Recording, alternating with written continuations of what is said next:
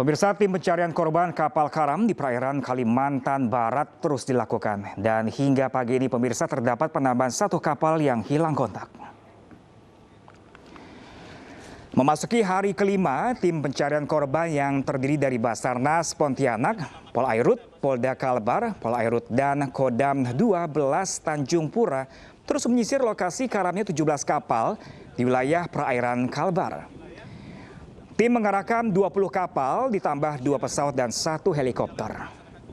Pencarian korban kapal karam diperluas dengan menyisir pulau-pulau tak berpenghuni di sekitar perairan Kalimantan Barat. Hingga hari ini korban hilang bertambah 3 orang, total menjadi 42 orang. Tim Basarnas juga mengimbau agar keluarga korban dapat mendatangi posko SAR Pontianak untuk mencari informasi keluarganya yang hilang.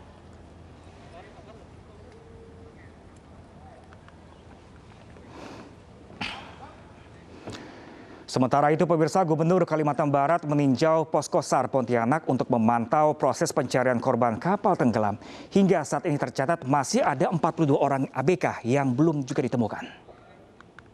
Oh, datang tadi malam, Pak. Tadi malam nih ya. Hujan deras dan ombak tinggi yang terjadi di perairan Kalimantan Barat menyebabkan 17 kapal karam pada Selasa malam lalu.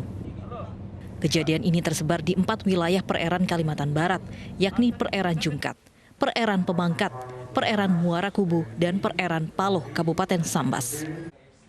Sabtu siang, Gubernur Kalimantan Barat yang didampingi Kepala Basarnas Pontianak meninjau posko SAR untuk memantau proses pencarian korban.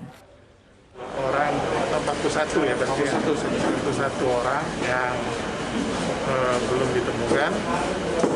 Saya berharap masih ada yang selamat. Hingga saat ini tim SAR Pontianak masih melakukan pencarian korban hilang akibat 17 kapal karam di perairan Kalbar. Dari Pontianak, Kalimantan Barat, Barlian Pasore, iNews melaporkan. Ya, pemirsa, untuk mengetahui informasi terkini sudah bergabung bersama kami melalui sambungan telepon Kepala SAR Pontianak, Bapak Yopi Haryadi. Selamat siang, Pak Yopi. Selamat siang, Pak. Ya, selamat siang, Pak Yopi. Bagaimana perkembangan terbaru pencarian dan jumlah kapal yang tenggelam hingga pagi hari ini, Pak? Baik, dapat kami sampaikan bahwa pelaksanaan pencarian kita mulai tadi dari jam 6 pagi dengan mengerahkan 18 kapal dari berbagai macam instansi, dari TNI Angkatan Laut dan juga polisi, Polair, dari KPLP, dari PSDKP, dari Bea Cukai, dari Distrik Navigasi. Semuanya kita bagi menjadi 4 sektor dengan daerah kita perluas.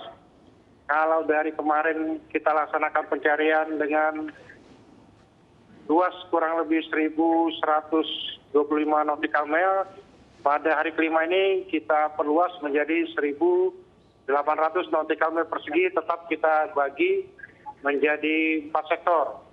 Di mana masing-masing sektor itu ada variasi antara 3 sampai dengan 5 kapal yang melakukan pencarian. Selain dari pencarian kita menggunakan unsur laut, kita juga menggunakan unsur udara dari patroli maritim TNI Angkatan Laut menggunakan pesawat CN-235 dengan coverage atau luas wilayah yang cukup luas, hampir 1.000. Jadi pesawat CN-235 TNI Angkatan Laut akan melaksanakan pencarian kurang lebih selama 4 jam.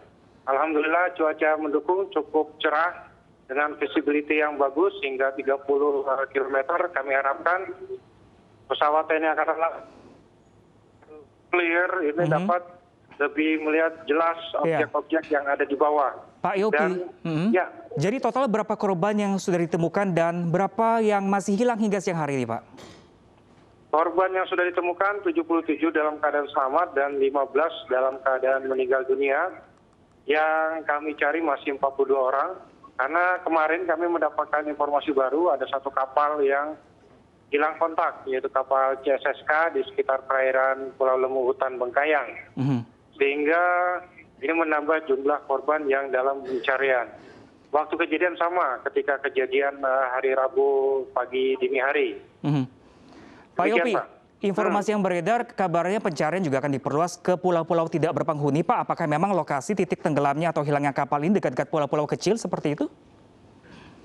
Betul, kami juga akan melaksanakan pencarian di pulau-pulau kecil dan pesisir pantai antara Jungkat sampai dengan Teluk Bangkai, karena berdasarkan hasil prediksi kami dari Basarnas, berdasarkan hanyutan ataupun pengaruh angin, itu ada kemungkinan korban juga terdampar di pesisir. Sedangkan untuk daerah pesisir ini banyak juga yang tidak berpenghuni.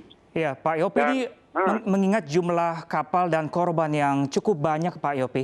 Ini penyebab tenggelamnya kapal ini karena apa, Pak Yopi ya? Ya, menurut keterangan BMKG pada hari Rabu dini hari 13 dan 14 itu merupakan puncak dari tingginya curah hujan 150 mm lebih dan kecepatan angin sampai dengan 30 knot. Ya. Kemudian ombak itu 4 hingga 5 meter. Sehingga memang cuacanya sangat ekstrim pada saat itu. Oke, baik. Terima kasih banyak Pak Yopi Haryadi. Kami juga berharap para nelayan yang masih hilang ditemukan dengan dalam kondisi yang selamat. Terima kasih Pak Yopi. Amin. Berkat doa semua terima dari kasih. masyarakat ya. Makasih.